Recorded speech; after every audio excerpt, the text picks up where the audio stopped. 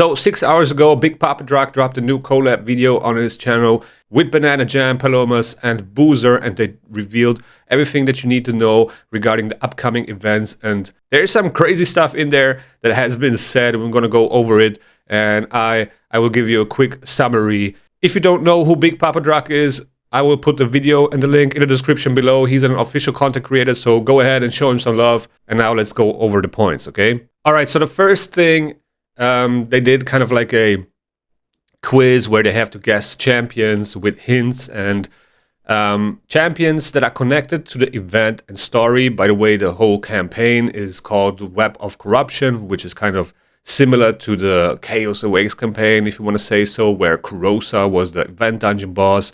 And then we also had a 10x on Kurosa. Lemonisi was the login champion. I think Tholen was the fusion. And, you know, we had all kinds of events and tournaments. Also a guaranteed champion, which was Gracchus Turndrake from a deck of Fate. So you can kind of expect a similar thing happening here. Okay, so the champions that are connected to the event or the story and the lore: Odin, Elva, Alice, Solinar, Aphidus, War Mother, Tholen, UDK, Balar, Lemonisi, Emberis, Ornn, and Nell. Now, we don't know in what way they are tied to this event, but, you know, some of them are probably tied to the story, right? We have a lot of Sylvan Watchers here, which is also kind of like the main part about this whole lore, right? It's all about the Sylvan Watchers and the corruption. That's probably why Emberis is in there, and that's why we have all these Sylvan Watchers in there. And then Odin was a event dungeon boss. I don't know if that's why he's in there, but yeah, so these are somehow tied to the events and the story as well. Now, the event dungeon will reward Pinpoint.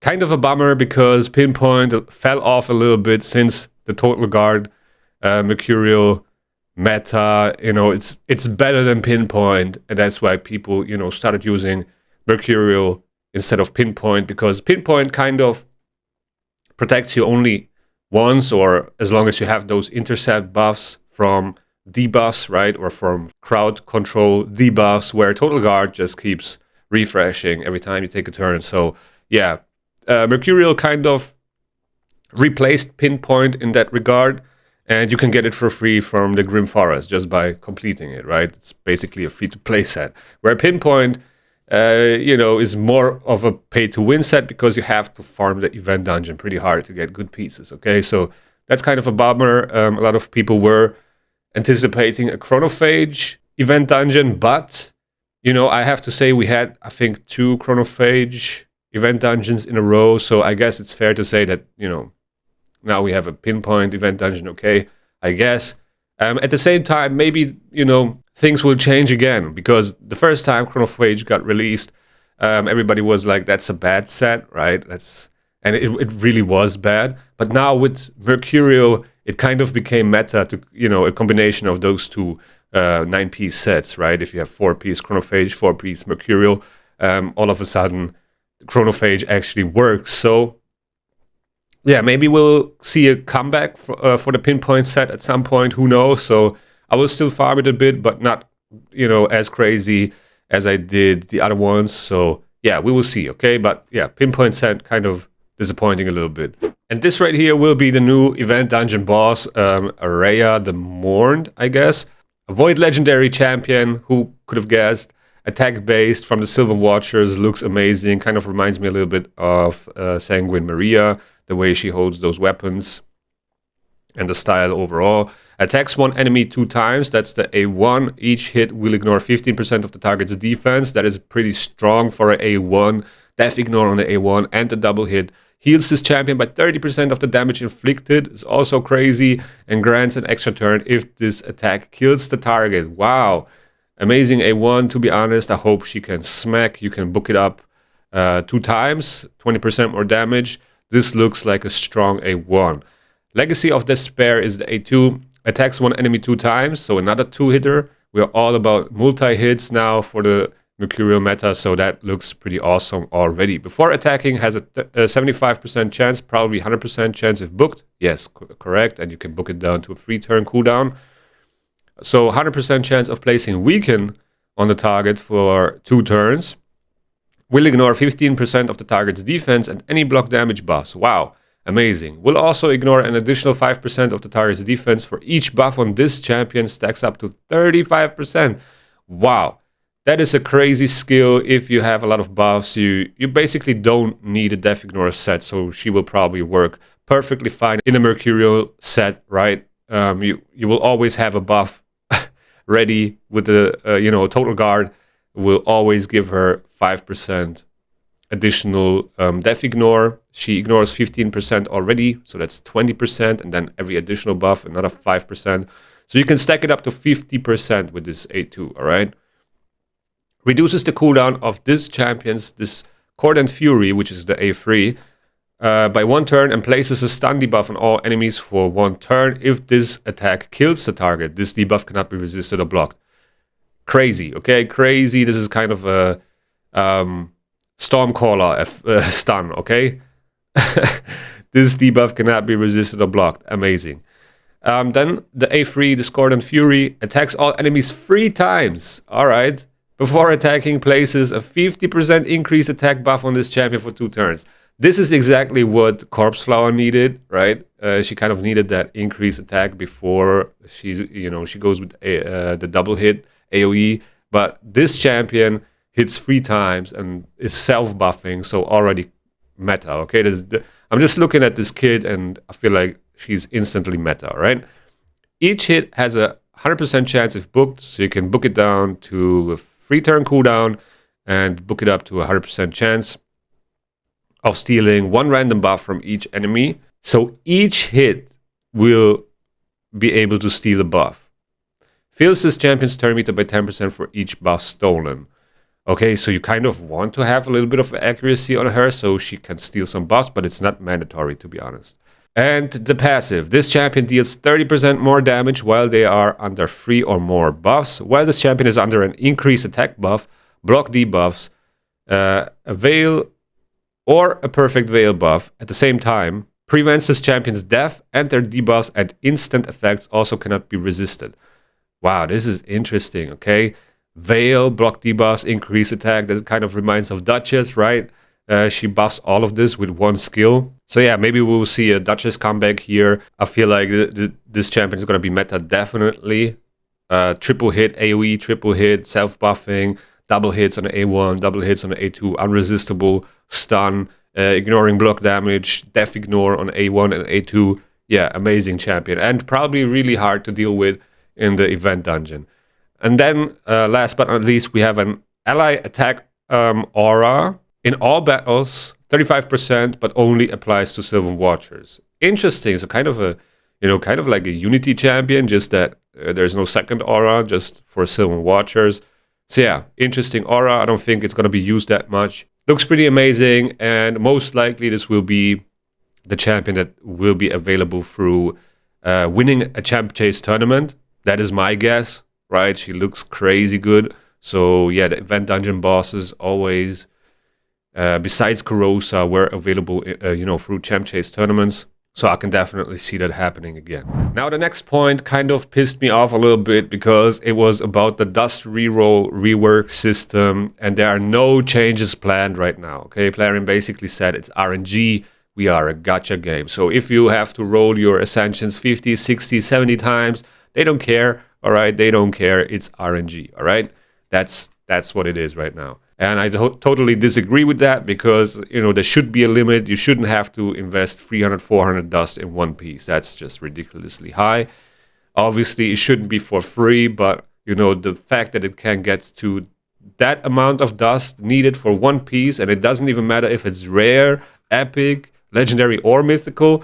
I mean, at some point, you gotta have a fair system for everybody, and this is definitely not fair at the moment. Anyway. Next point, new event structure, 6 champions total tied to the event, plus 2 themed fusions, okay? 2 potential fusions during this campaign.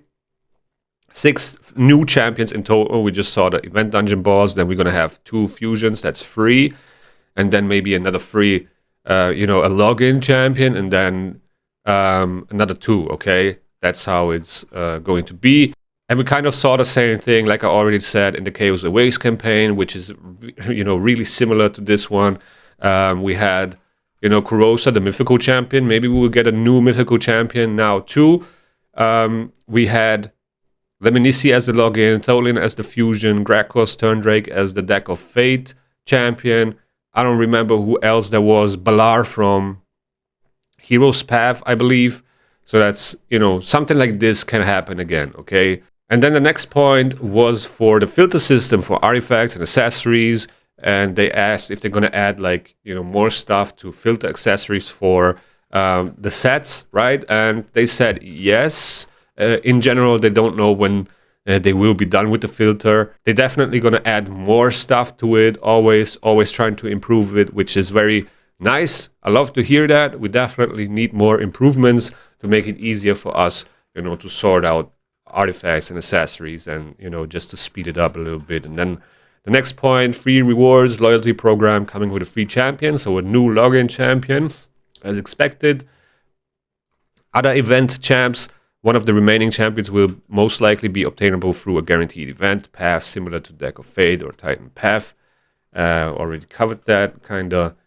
And then they asked about shard rates. Okay, shard rates, mythical 10x, they are looking into it, okay?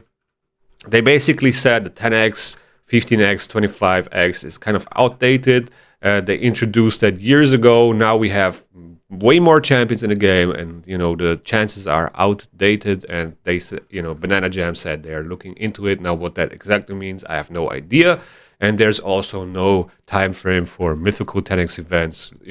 Just to have 10x events for mythicals in general, like we had for Void legendaries, but they said they don't know, and nothing is planned so far, okay? And that's about it. And then we had some interesting stuff regarding Chimera and Chimera Clash, okay? Because they said there are changes being discussed internally. They noticed the player focus is mostly on damage instead of trials, which is true, right? Because people just can't be asked to do trials. They're very hard to do, and you need specific champions, and it's kind of like the hardest end game content if you want to do trials. And they want the Clash to reward pushing trials more, which is fair, right? Because that is what the content is about. It's about those trials. Now, if you like it or not, that's another question, but this content is about trials, not about damage.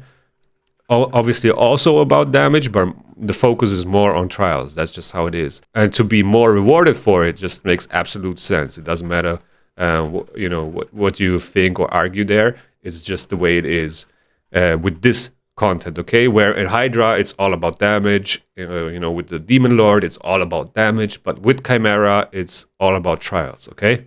Then the reward adjustments are being considered because the Clash rewards are absolutely trash. Okay, there's no point in going for those. You will most of the time get very, very bad rewards, like 1-star, 2-star assault, maybe a 3-star assault, and then some rare gemstones. And it is so bad that it's just not worth going for. And that's why also most people push trials instead of Clash, and that's just how it is. So yeah, I like to hear that. It's been over a year and a half since Chimera got released, and changes need to be done, okay? And then Chimera quick battles are coming. This is probably something that a lot of you guys like to hear, but for those that are doing trials, this is pretty much whatever, okay? But if you don't have time or the willpower to do Chimera and trials and stuff, then quick battles are a very nice thing, I guess. Then the next fusion will be a traditional fusion. Those are the most expensive ones compared to the fragment fusions and hybrid fusions. And you will be able to use fusion tokens, but most likely this fusion will be good. That's what I'm guessing. So not a fragment fusion, a traditional fusion. That means you have to collect rares from the events and tournaments, level them up, fuse them into epics, level them up, and fuse them into legendaries, okay? Then they discussed the Faction Wars hard difficulty, and they said they know players are struggling, so they will look into it. Polara buff is coming very soon. That is very good to see, because I got Polara still. I haven't collected her, okay? So because there's no point, I don't want to collect this champion and, for what? Not use her, because she's pretty much useless, okay? There are some niche cases where she's okay, but you have to have a soul, you have to have crazy gear, you have to have all this stuff.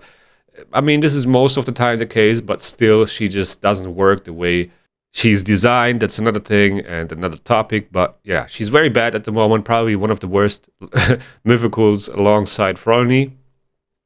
And kind of a very disappointing reward for completing Faction Wars hard, okay? So yeah, a buff is coming, and I hope it's going to be the Siegfried treatment, where Siegfried went from completely useless to, just completely wrecking everybody. I hope that's going to be the case. And then bigger difficulty adjustments planned later this year. So maybe they're going to nerf it. They also nerfed Faction Wars after it first got released. It was very, very hard to do, the normal Faction Wars. And then they nerfed it and then got a lot easier to do. So yeah, we can probably expect something like this happening, okay, later this year. So yeah, pretty cool stuff here, the TLDR, if you want to screenshot it and share it with your folks. And yeah, pretty amazing stuff. I can't wait for the event dungeon. I always like to do them, and hopefully it's not going to be too hard, but the event dungeon boss definitely seems like a wrecking ball, okay? That's going to be hard to deal with, but yeah, we're going to find a way like always. And yeah, can't wait to see what all these champions are about. The new login champion, the fusion, but mostly I'm interested, in these Chimera and Chimera Clash changes, how that's going to look like, because, as most of you know, I'm really grinding the trials hard since it got released. So yeah, that's probably the most interesting part for me. And yeah, with that being said, thank you guys for watching. I hope you enjoyed. Like and subscribe if you haven't already. Let me know in the comments below, how do you feel about this event? Are you hyped or not? And if you like this video, YouTube's going to think that you like this one as well. Take care and see you in the next one.